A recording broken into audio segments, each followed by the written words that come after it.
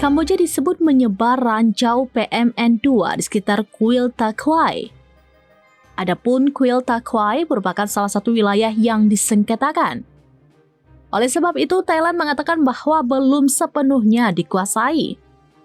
Dikutip dari The Nation, hal itu disampaikan juru bicara Angkatan Darat Kerajaan Thailand, Mayor Jenderal Vintai Suare. Ia mengakui Kamboja memasang ranjau darat di tempat yang strategis.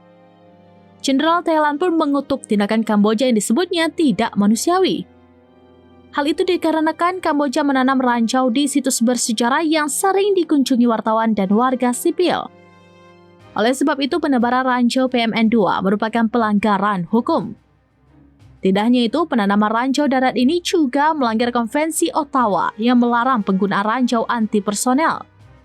Sementara pernyataan ini muncul seusai jurnalis Kamboja membagikan potret yang memperlihatkan ranjau PMN2. Dalam potret tersebut terlihat juga tentara Kamboja di dekat pintu masuk.